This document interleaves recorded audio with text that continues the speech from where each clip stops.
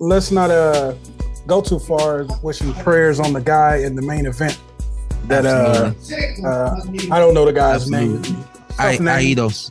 Yeah. Okay, Aidos, but prayers to him and his family. Yeah. And that's, we never want to see that in the sport of boxing. No, they said that he took a lot of damage, and it was an induced coma, so that they could do some work on him. So hopefully, everybody out there in Minnesota know what they're doing, and they can make it work for him. Yeah. So, but on the other side of that, man, you got Morrell, David Morrell, who's just a complete force. And let me disclaimer, like, I wasn't sold on him when he first jumped on the scene. I think he had a title after 3 fights. It was just the interim title or whatever. And I just was like, yeah, come on. Like, you giving and no offense, but you're giving a Cuban fighter with only 3 fights a shot, even though he has his extensive amateur background, but then you're not giving American fighters those same shots. And so, I took a couple shots at David Morrell, but he's just done nothing but show up and show out. You can't deny his power. You can't deny his boxing ability. Of course, there's things that he needs to work on. He's young in his professional career, even though he's much further along than other guys, but he's got better after every single fight. And even though I didn't see this fight, I saw highlights, and I know how he gets down. I know it was round after round of him having his way. And this is what I said, speaking to one of the referees that's here. When you know who's getting in the ring and you know what they're capable of, you should be kind of counting down the rounds opposed to counting up to 12. You should be counting down and figuring out, all right, when should I jump in and stop this? I heard that the corner was telling this kid that he was doing good and that he was making his way. Yeah, they weren't putting that negative. It was true at any capacity. Yeah.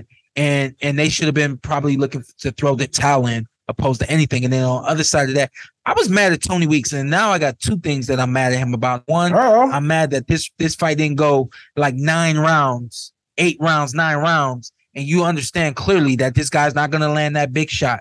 And you understand clearly that this guy has not won any rounds at all, and he's so far on the other side of this. Let me just stop this fight now. So number one, as a referee, you should know what you're looking at, and you should know better than to let a fight like this to go as long as it did, especially when you're someone like Tony Weeks, who is well regarded within the sport. The other and bigger problem that I had with Tony Weeks, and y'all know I ain't got no problem speaking about these referees and judges in some respects.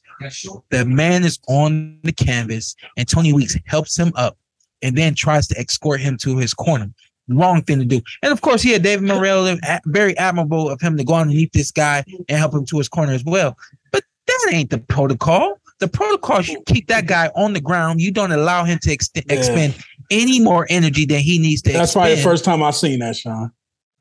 Where you from, Tony? Where did this come from? You know what I mean? So yes, I'm calling Tony Weeks out. The reason why I'm calling Tony Weeks out, and I'm calling out the corner, and I'm calling out everybody that allows a moment like this that allows it to get to this point. You should have coaches that know better. You should have a referee that understands the protocol.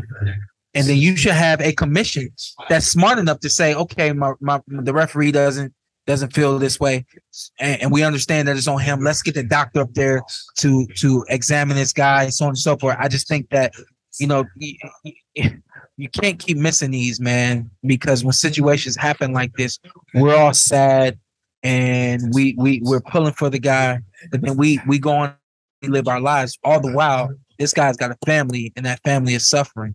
And the family is suffering because I think that the boxing world does not initiate these protocols and make them strong enough for everybody to understand what needs to happen and do their job correctly. And at the Sorry if y'all got audio behind me. The party just started. You're good. No, you can hear, but we can't really hear. But at the same time, Shawn, you guys are warriors, and at the same time, you get you guys like, don't stop the fight. I mean, you've been in situations like, what the hell are you doing? In situations, what the hell you doing? I was completely confused when I saw my dad on the canvas, on the apron. I was completely confused. I was like, I kind of was like stunned. I mean, it was a lot going on in the moment. But at the end of the day, what I can't afford to do is argue my dad about a decision he felt like he needed to make. Yeah. And any fighter who's willing, like, we saw the situation with Deontay Wilder, but there are instances where fighters argue the fight being stopped. It's hindsight 50-50. We never know if it's right or if it's wrong, but what we do know, if that fight was stopped much sooner, this guy more than likely wouldn't end up in the position that he's in right now. And at the same time, Sean, this guy was exchanging with David. Yeah. And David would have moments and he'll throw back. So I think that put Tony in a tough position. Yeah. And in his corner, obviously trying to hype him up. Continue doing that, what you're doing, like instead of being realist, kind of like we're coming from you. But it's tough, man, when you're not in there, Yeah. At the end of the day, Sean, your dad's your trainer, but at the end of the day, you're in there. You're still seeing and feeling stuff that he's not feeling. Yeah. So that's just tough, man. Yeah. So shout out to that guy, man. Wish prayers on his family, prayers on him, man.